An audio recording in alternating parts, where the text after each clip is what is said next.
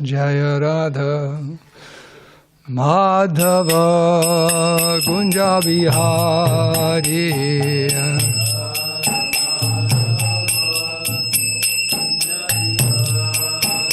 Jaya Radha Madhava Kunja Bihari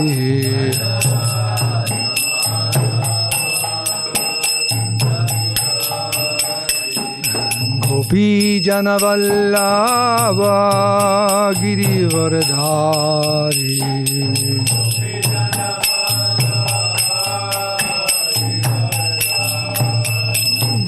Gopi Jana Vallabha Girivardhari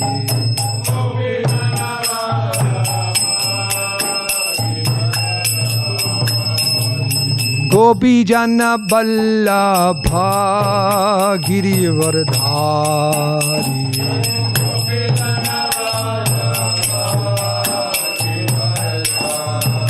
Yasodanandana Brajajana Ranjana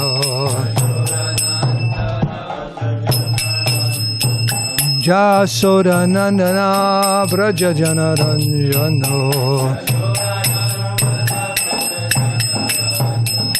Jamuna Tira Bunachari Jamuna Tira Bunachari Jayo Radha Madhava Kunja Bihari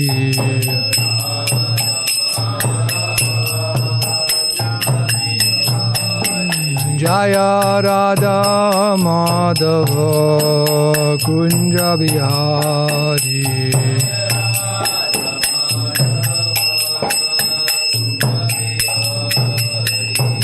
Gopi Jana Vallabha Girivardhari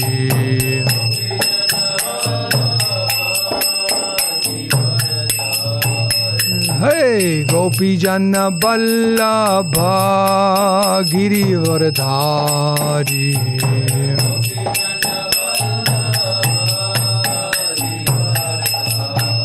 Jasodanandana Brajajana Ranjana Jasodanandana Brajajana Ranjana Jamuna Tira Vanachari Jamuna Tira Vanachari Jayo Radha Madhava Kunja Bihari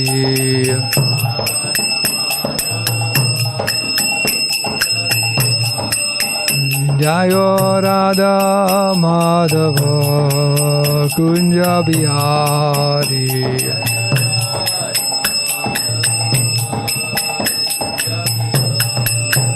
Jayo Radha Madhava Kunja Bihari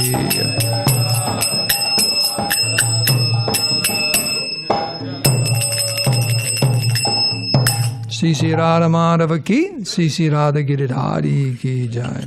Jai Om Vishnu Pad Paramahamsa Parivrajika Chaja Shudra Shishi Mad His Divine Grace. Abhay Charana Ravinda Bhakti Vedanta Swami Shri Bhubar ki jai. Jai Om Vishnu Pad Paramahamsa Parivrajika Chaja Shudra Shishi Mad His Divine Grace. Shri Bhakti Siddhanta Saraswati Gosam Maharaj Prabhupada ki jai. Ananta Koti Vaishnava Vrinda ki jai. ISKCON Foundacharya, BBT Foundacharya, Shri Prabhupada ki jai. Grantara Srimad Bhagavatam ki jai. Samveda Bhakti ki jai. Go Premanandi. All glories to the assembled devotees. All glories to the assembled devotees. All glories to the assembled devotees. All glories. Sri Sri Guru and Sri Gauranga.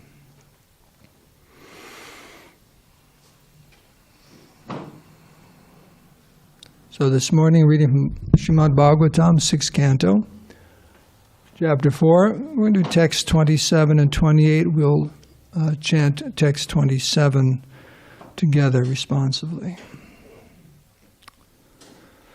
So, Dravida, you gave class yesterday.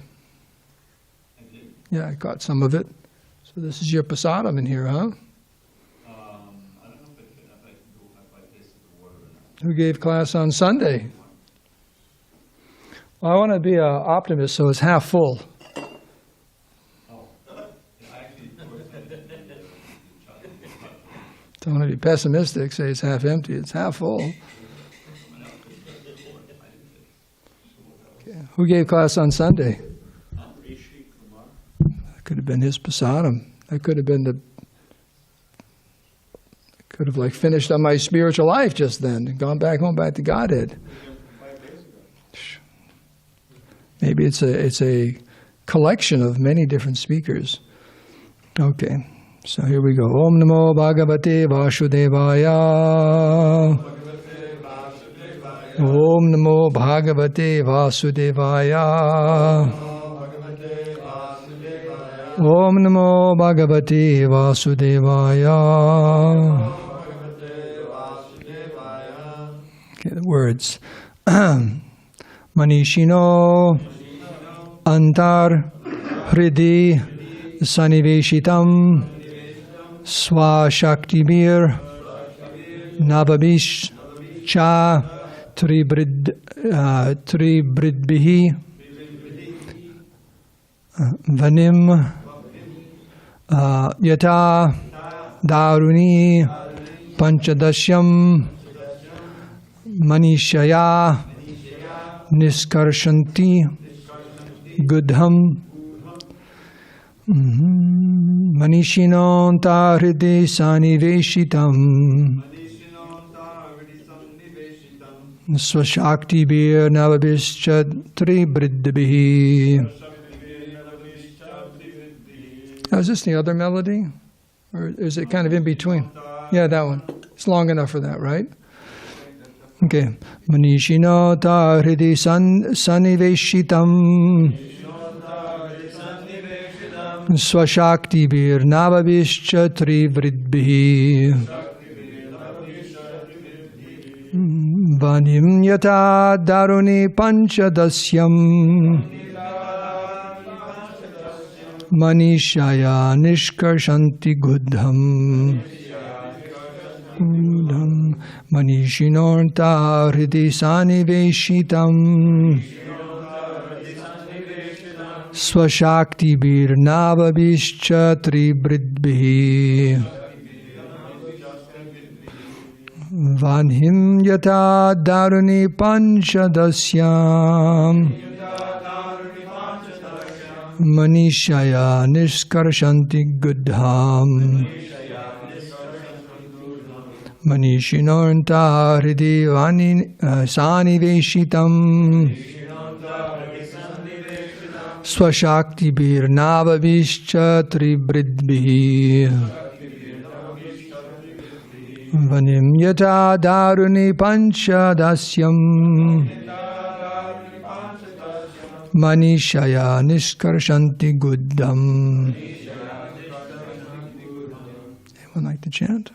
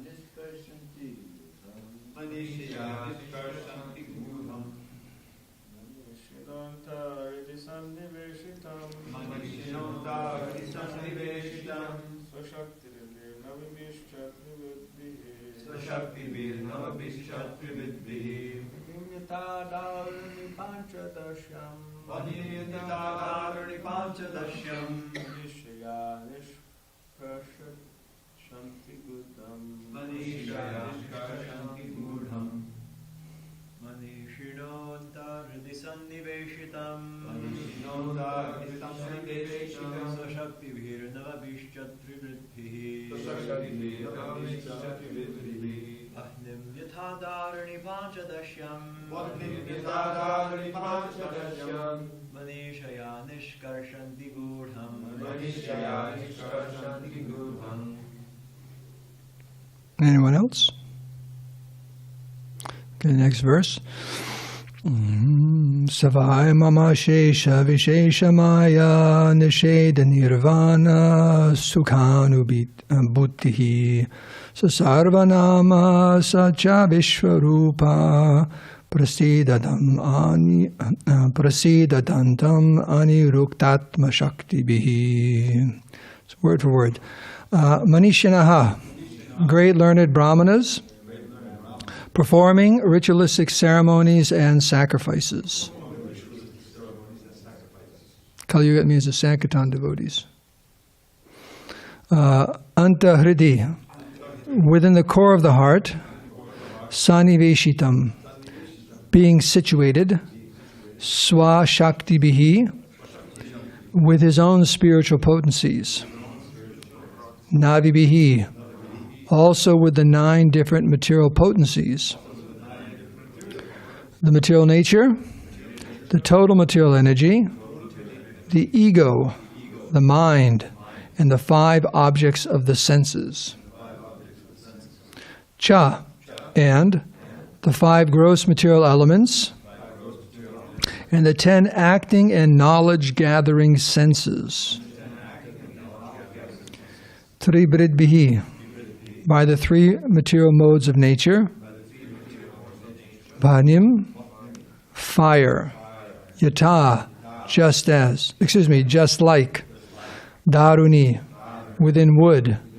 Panchadasyam, produced by chanting the 15 hymns, known as a Samidini. Mantras. Manishaya. By purified intelligence. Niskarshanti, extract. Guddham, although not manifesting. Okay, so we just go on to the translation, right? Just as great learned brahmanas who are expert in performing ritualistic ceremonies and sacrifices can extract the fire dormant within wooden fuel by chanting the 15 Samidini mantras, thus proving the efficacy of the Vedic mantras, so those who are actually advanced in consciousness, or in other words, those who are Krishna conscious, can find the Supersoul who, by his own spiritual potency, is situated within the heart. The heart is covered by the 3 modes of material nature and the 9 material elements. Material nature, the total material energy, the ego, the mind, and the 5 objects of sense gratification, and also by the 5 material elements and the 10 senses.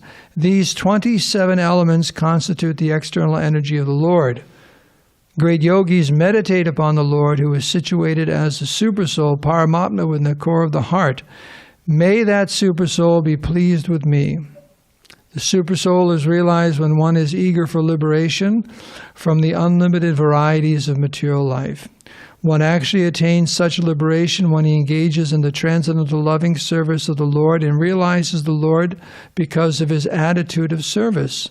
The Lord may be addressed by various spiritual names which are inconceivable to the material senses. When will that Supreme Personality of Godhead be pleased with me? Purport by Srila Prabhupada. In his commentary to this verse, Srila Vishwanath Chakravarti Thakur uses the word Durvigeyam, which means very difficult to realize. The pure stage of existence is described in the Bhagavad Gita, 7th chapter, 28th verse, wherein Krishna says, Yesham twantakatam papam jananam punyakarmanam te dvandvamaha nirmukta bhajante mam dudha bataha.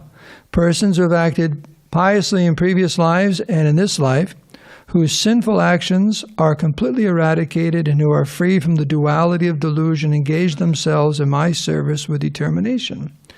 Elsewhere in Bhagavad Gita 9 chapter 14 verse, the Lord says, Satatam kirtayanto mam yatantas chadudha brataha namasyantas chamam bhaktya nitya yukta upasate. Always chanting my glories, endeavoring with great determination, bowing down before me, these great souls perpetually worship me with devotion.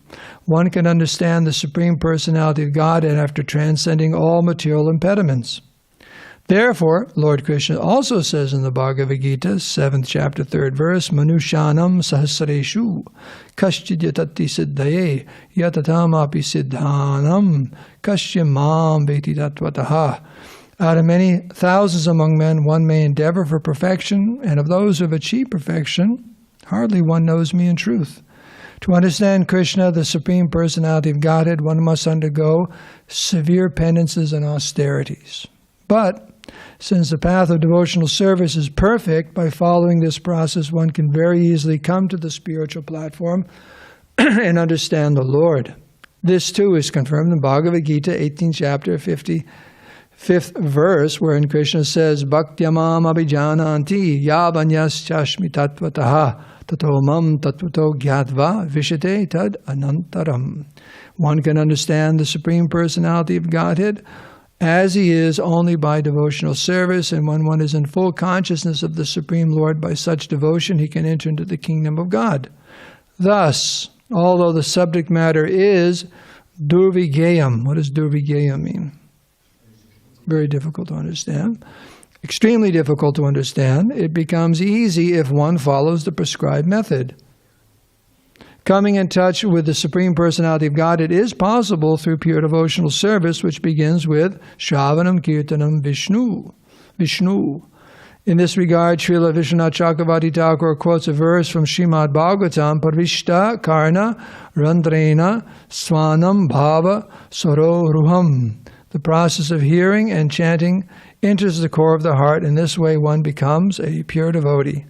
By continuing this process, one comes to the stage of transcendental love, and then he appreciates the transcendental name, form, qualities, and pastimes of the Supreme Personality of Godhead. In other words, a pure devotee by devotional service is able to see the Supreme Personality of Godhead despite many material impediments, which are all various energies of the Supreme Personality of Godhead. Easily making his way through these impediments, a devotee comes directly in contact with the Supreme Personality of Godhead. After all, the material impediments described in these verses are but various energies of the Lord. When a devotee is eager to see the Supreme Personality of Godhead, he prays to the Lord. Ainanda tanuja kinkaram patidam mam vishame bhavam buddha. Kripaya tavapada pankaja stiti duli sadrisim vachintaya. This is the Shikshastakam, verse 5. O son of Maharaj Nanda Krishna, I am your eternal servitor, yet some or other I have fallen into this ocean of birth and death. Please pick me up from this ocean of death and place me as one of the atoms at your lotus feet. Being pleased with the devotee, the Lord turns... just went the wrong way. Being pleased with the devotee, the Lord turns all his material impediments into spiritual service. In this connection, Srila Vishwanath Chakravarti Thakur quotes a verse from the Vishnu Purana. Landini Sandini Samvit Tvayeka Sarva Samstitau Lada Tapakari Mishra Tvayino Guna Varjite. In the material world, the spiritual energy of the Supreme Personality of Godhead is manifested as tapakari, which means causing miseries. Everyone hankers for happiness, but although happiness originally comes from the pleasure potency of the Supreme Personality of Godhead, in the material world, because of material activities, the pleasure potency of the Lord becomes a source of miseries. Lada tapakari.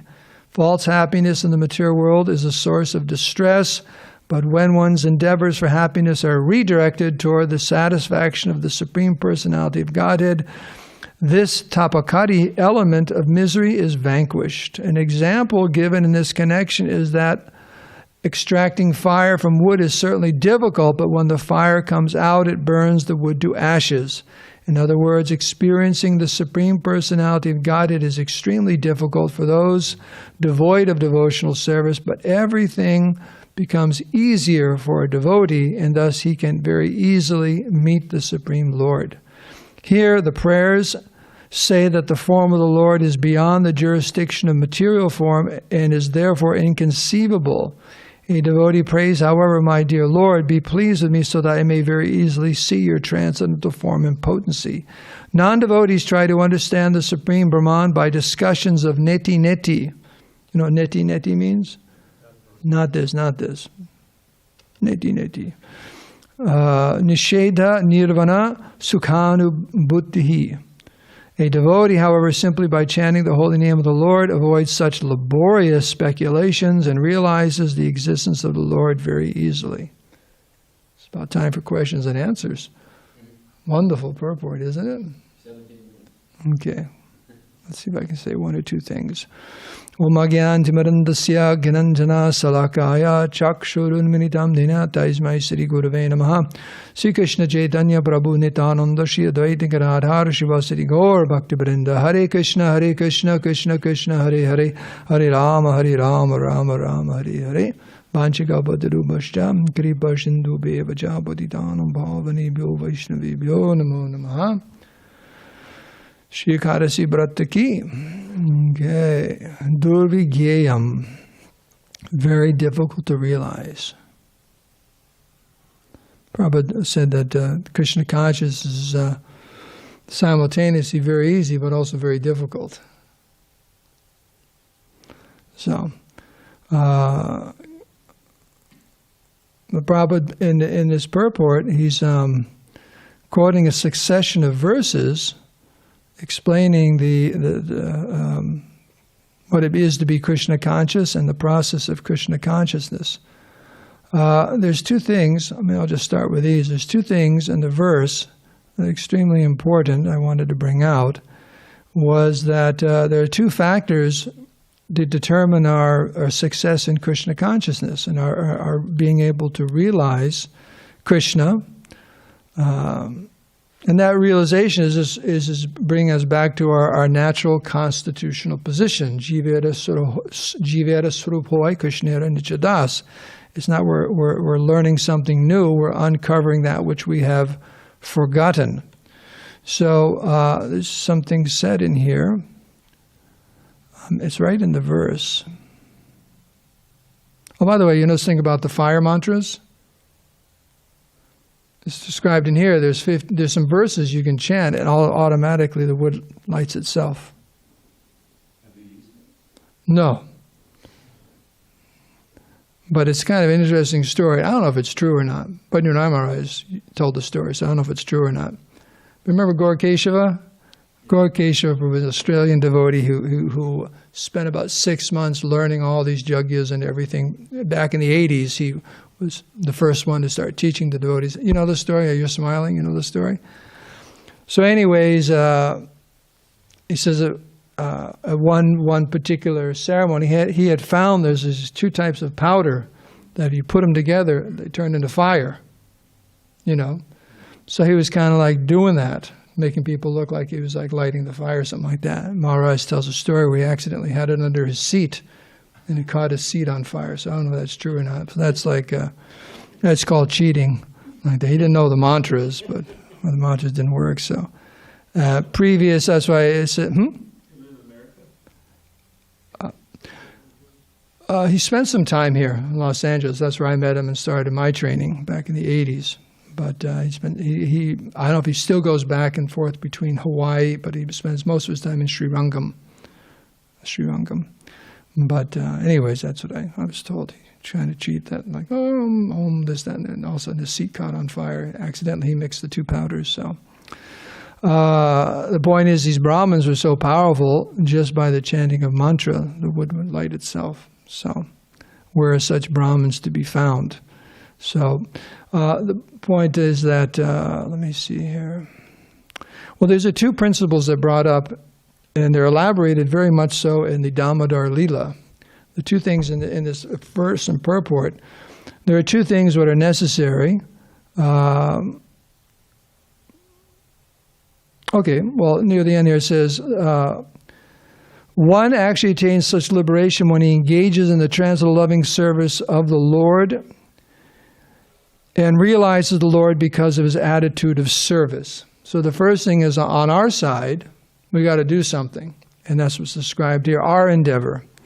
One has to be very, very eager to become Krishna conscious. Utsaha, right? Utsaha means very enthusiastic. Utsaha nishtaya dharyat, enthusiastic, determined, but also patient. It won't happen overnight. That's one thing we can learn from this word, durvigyayam. It's difficult, it takes some time, but Prabhupada says it's still the easiest. It's difficult, but it's the easiest. In Kali Yuga, chanting, dancing, feasting, and philosophy, the Sankirtan movement of Chaitanya Mahaprabhu, you think, oh, it's very, very difficult. Well, it's the easiest there is. It can't get any easier. You know, it just can't. So there has to be something from us, because it's a relationship. If you have a relationship with someone, it's not a one-way street. Otherwise, it's not a very good relationship, is it? The most satisfying relationships are when that flow back and forth is very, very rich between two people, right? They're compatible, and there's so many different things. So if it's a one-way, then there's not much there. So one on our side, how our eagerness to become Krishna conscious. In fact, was it Laulyam? Laulyam in the Nectar Devotion, Rupa Goswami says that's the price you got to pay. How much does it cost to become Krishna conscious?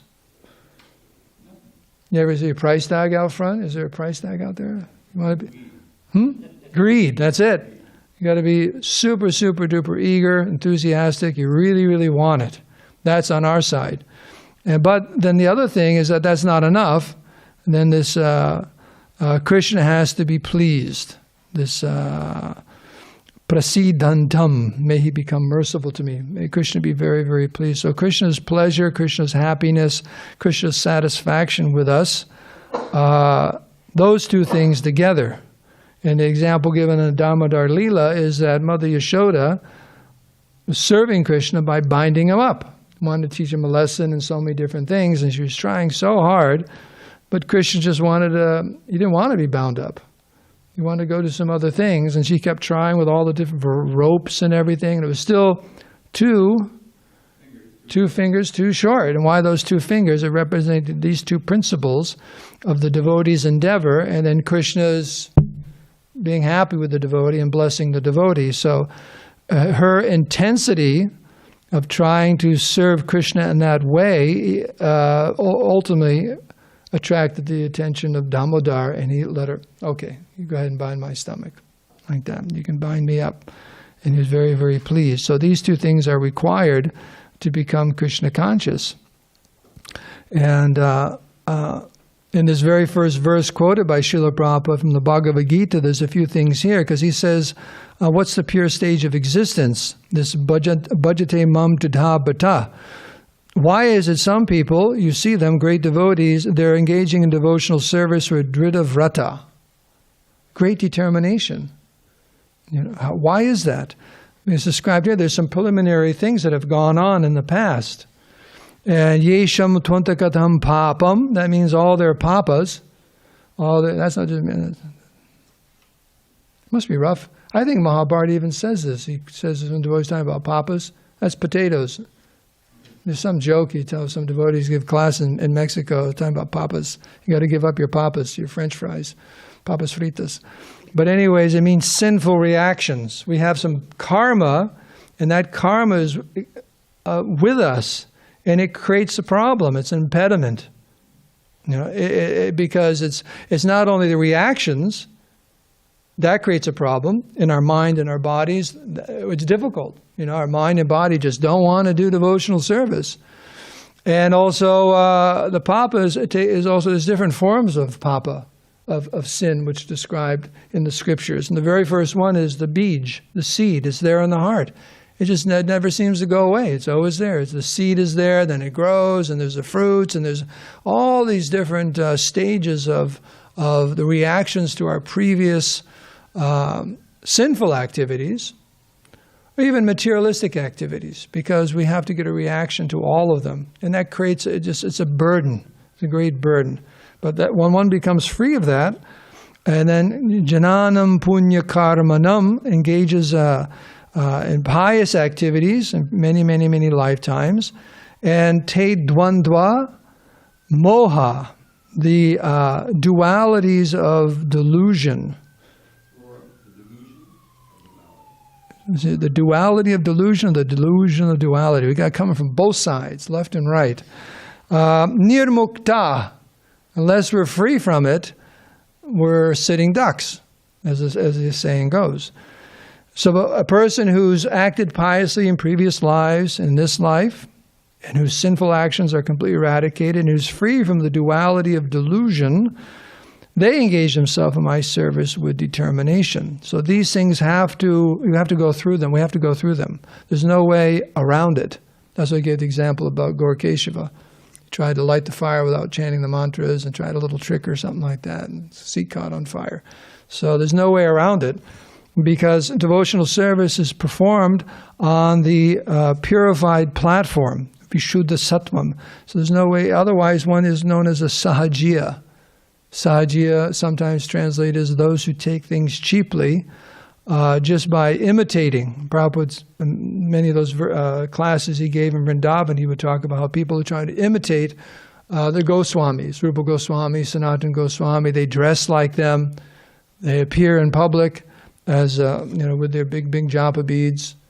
Practically, they're so big you need a little cart to carry them. There's these big japa beads, and like that. But Prabhupada says they're addicted to, Prabhupada, he says not only smoking beedies, but sometimes you see them making beedies to sell. They're making beedies and selling them in the marketplace. So they're just imitating. They haven't come to that platform. So one has to come to the purified platform. And then the Supreme Personality of Godhead, who is very, very difficult to realize, one realizes him. Because Krishna's on that pure platform. And what are such devotees? What's their life like? That's described in the second verse in the 9th chapter. Satatam kirtayanto mam. They're always chanting my glories. Yantantaschat vridha brata. Another Dridavata. Again, endeavoring with great determination, bowing down before me, they perpetually worship me with bhaktya. With devotional service, nityukta upasate. So the sooner we come to this higher level of Krishna consciousness, then Krishna actually reveals himself. He makes himself very easy. So this durvigyayam, it's difficult because of where we're at. That's all. And who's responsible for all of that anyways? Because Prabhupada talks here in the purport about these impediments. These are all Krishna's energies. They're all Krishna's energies. So someone say, well, why did Krishna do this to me? Why did he create a material world and it's so hard to become Krishna conscious and all the suffering here? And, why did he do all this? This is all his energy. Couldn't he done something nicer?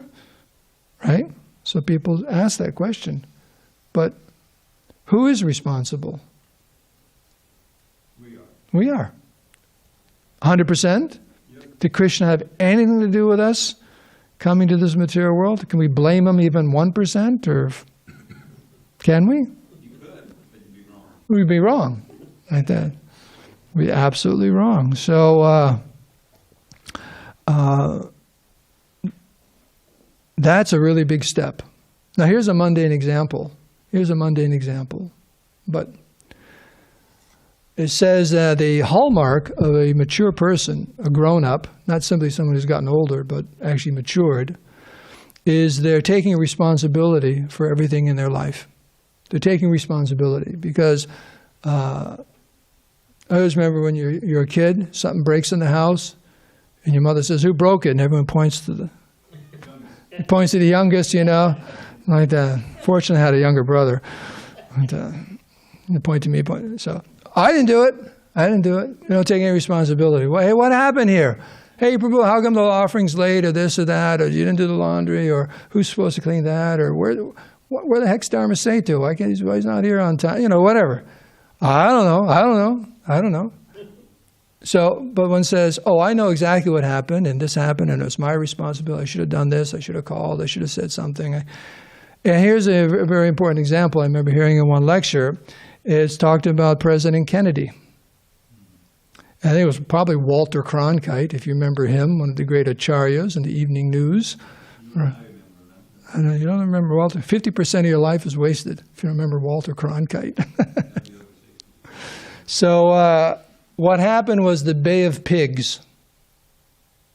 Sounds pretty bad. Sound about, you know what the Bay of Pigs was? It wasn't actually a bay full of pigs. It's a place called the Bay of Pigs. How do you say that in Espanol? Okay, anyways, I'm sure they'll tell us. All our Spanish-speaking devotees are there. Anyways, in Cuba, what happens when Castro took over, there was a movement in Cuba at that time to, fight back. And the CIA and different people got involved and all that, and they were going to actually invade Cuba and, take it back. The whole thing failed. The whole thing failed.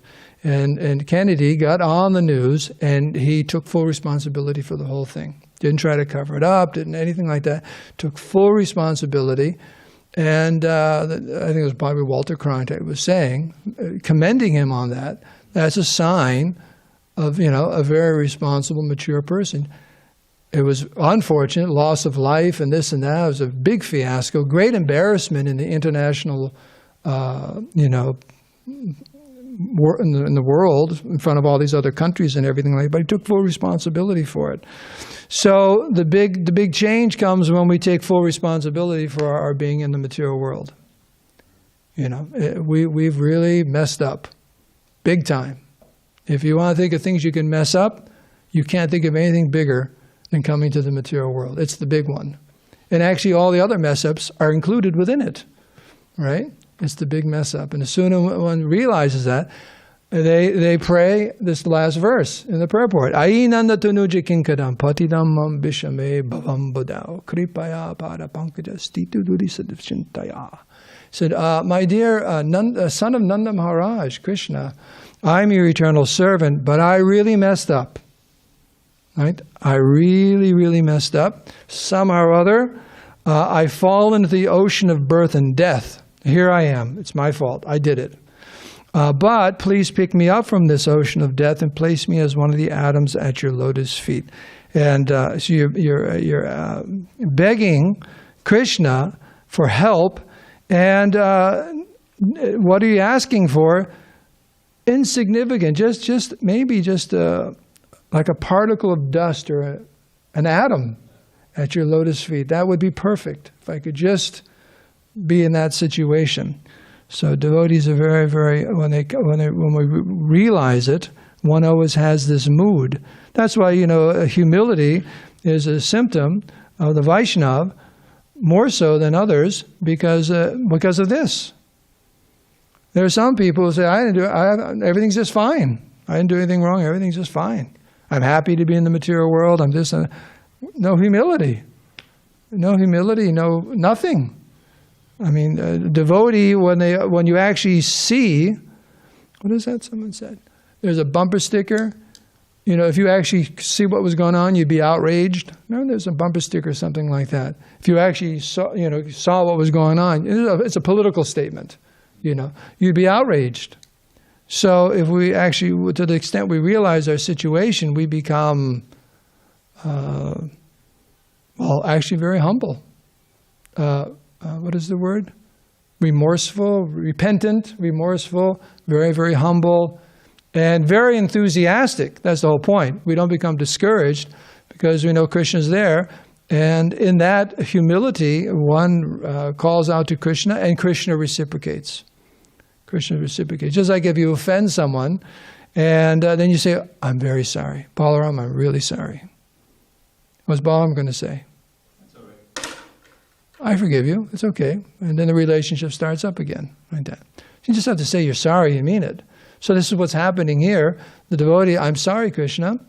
I really messed up. I'm in this material world. Can you please help me? And Krishna says, I've been waiting for this moment. Krishna, why did he come? Why does he come in our heart? Why is he super soul? Right? Ishvara sarvabhutanam hridesha arjuna tishtati brahmayan sarvabhutani. Why in the world would Krishna come in the material world and be in the heart of every single living entity if he wasn't waiting for that moment to help the living entity? right? He doesn't say, okay, you're on your own. Krishna never says that. Sometimes someone may offend you. Oh, you're on your own now, right? You're on your own. I remember my oldest brother ran away. I ran away too. I joined the Hare Krishna movement. That was the 70s. What do you want? But my older brother, I remember that, and had some friend of his who's a real, you can imagine, 60s, late 60s, early 70s, a lot of crazy stuff going on. And tell him my mother gave him a choice. So you can stay here, or you can go with your friend who's like, drug addict and this, that, and the other thing. And then you're on your own. What can I do? You're on your own. Like that. She couldn't follow him or anything like that. And then 6 months later, he came back, covered with lice. He'd been living in New York, in the Bowery. And because he didn't meet Prabhupada, though. The 70s, though, so it was after the Bowery. So anyways, you're on your own. But Krishna never says, you're on your own. Good luck. It's the material world. Good luck. Krishna has orchestrated everything. He's in the heart of everything. This is his material energy. He's following us. It's like, what's that called? CCTV, like they have in Europe and so on. He's watching us at every moment. It's better than CCTV, like that. At every moment, just not to think like, yeah, I want to see what happens now. He left me. I want to see him suffer. It's not like that. I just looking for that moment that maybe I can get them association devotees, maybe a book or this or some prasad, some kind of mercy, some kind of turn them around. Krishna's always just very, very eager to revive that our Krishna consciousness. And as soon as we turn that corner, Krishna's very, very happy. To the extent we have that revelation that we talked about earlier, Krishna's right there and very, very eager to help us. Like that. So I went over 17 minutes. I'm sorry. Any questions or comments? This is a lengthy verse. Maybe you should give class on it for the next week. So much nectar in here. Anything anyone want to say? Trivida Prabhu. Just one point about the verse you mentioned he quoted so many verses in the purport. And the first one, the Yesham Tvantakatam Papam. And I was curious because what it says, persons who have acted piously in previous lives and in this life, and whose sinful actions are completely eradicated. Now, I know from my experience editing, and there's not going to be a change here, believe me. But Prabhupada would sometimes use the word actions when he means reactions. So the question is that what's being said here? Is that it's the papa. Papa can mean both the sin or the reaction to the sin, right? So I was researching here and there, and I found in the purport where Prabhupada actually says that. Although I can't, he says that your reactions, your sin, here it is, only those who have passed their lives in practicing the regulative principles of religion, and who have acted piously, and who have conquered sinful reactions, can accept devotional service and gradually rise to the pure knowledge. Now that conquering sinful reactions is not so easy, but what have we been reading about? Ajamil and so forth, how the power of the holy name is such that it doesn't just induce you to act piously, but it also eradicates all the sinful reactions. It's the most powerful way to do that. So that's interesting, because how many people have read this verse and been interested, but they're not, before the advent of the Hare Krishna movement and the chanting became so popular, if someone is attracted to worship Krishna, but they're still suffering from their sinful reactions, then they're not performing the Yuga Dharma, which is the most efficient way of getting rid of the sinful reactions. So to see how the program is so complete is that you begin your most pious activity of chanting Hare Krishna, of chanting the holy name, but at the same time you're clearing the debt of so many sinful reactions. And so that's why, even in this day, you can find so many devotees who are very, very determined to practice devotional service. Anyway, just a thought. It's the potency of the holy name. It's greater.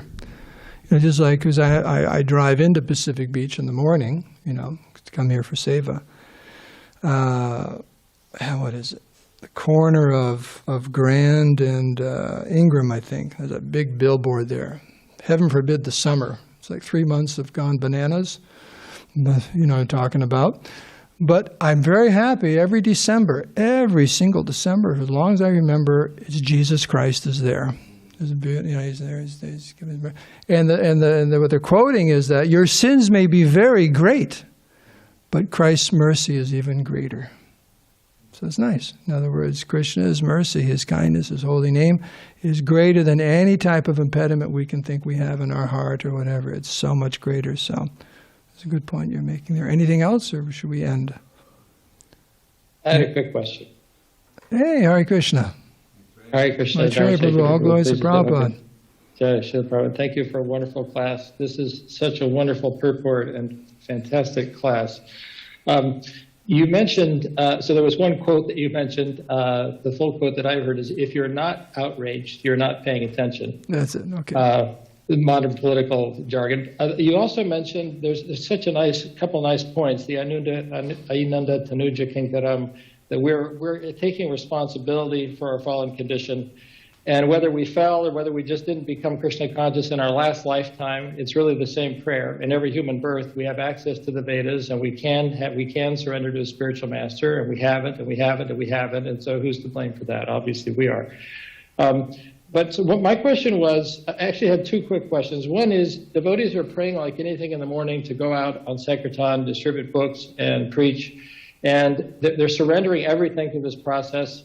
So why doesn't Krishna just give everyone a huge score every day? Why are there impediments? Why sometimes does a devotee who's so sincere and trying so hard come back with a score of 0 or nothing? And how are we supposed to remain blissful in the face of that? How should we think about that? Well, one thing is that where does it say that the big score is proof of our Krishna consciousness? Krishna's in charge of everything, and He's helping us every single day, according to our desire, make advancement. And the different, whatever unfolds during the day, Krishna's in control of it. And that may be the best thing. The best thing for our Krishna consciousness one day may be just a big struggle. Because that's what we need to do that. Learn how to be very humble, very patient. But, utsahannishtaya daya tat karma pavartanat. That's a big, big lesson too. The fact that I did a big score on Sankirtan today doesn't mean I was really, really Krishna conscious. It may not mean that. So we leave it open for Krishna. We do the best we possibly can, but we leave it open to Krishna exactly how our day is going to unfold and what lessons we can learn. So. Thank you. That's my understanding. Otherwise, every day you'd have like unlimited scores, right? Yeah. Prabhupada points out in the life of great devotees, there's often tribulations, and their tribulations are an example for the rest of us. Thank you. And then my other quick question is, you were mentioning how Krishna is taking care of us. He accompanies us as the super soul, and He's waiting, and He doesn't abandon us. So my question is, there's that verse in the end of the Bhagavad Gita where Krishna tells Arjuna, if you act through false ego, not hearing me, you will be lost. What does that mean? What does that mean? That's the point. Because isn't it the first part of that verse, mat prasada tarishyasi? Yeah. Yeah, in other words, the material world, but mat prasada, by my mercy, tarishyasi, you'll cross over. But if you don't listen to me, so Krishna, Durgani, all these difficulties and everything. So Krishna's explaining what, your choices in the material world. If you listen to me, by my mercy, you'll cross over all the difficulties in this material world. Now, on the other hand, if you don't, then you're stuck in the material energy. So. No. At every single moment, we can choose. Now, the problem is, the lower in the modes we go, that choosing becomes more and more difficult. It's just like a person the slippery slope, is that what they call it? They start taking drugs or alcohol or some situation like that.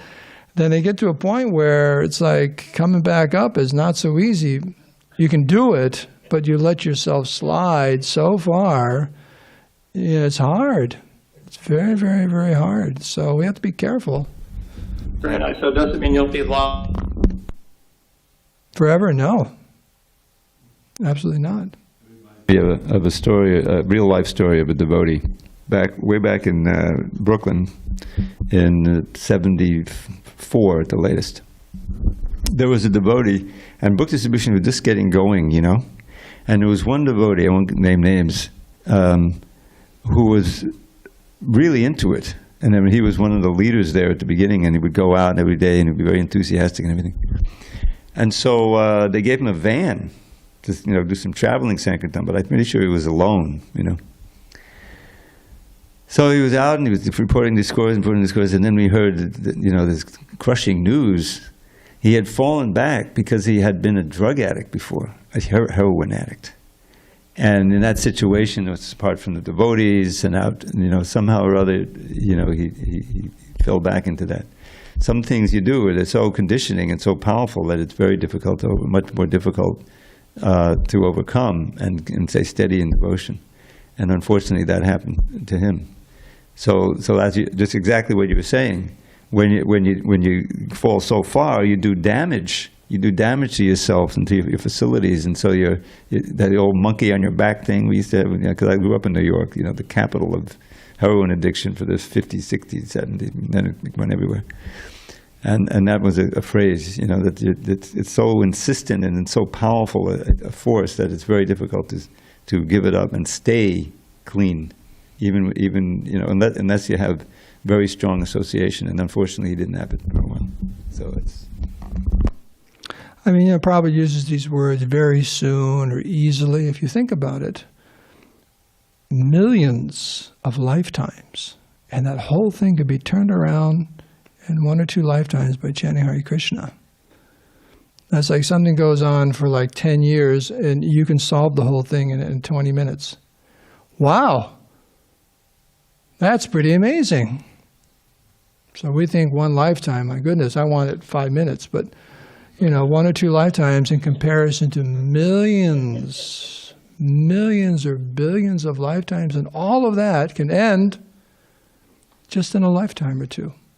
Talk about easy and fast. Talk about winning the lottery. Yeah. Yeah. Yeah. So we should put things in perspective. Okay, so we can end here. All glories to Srila Prabhupada. Shri Ekadasi Bhakti Ki.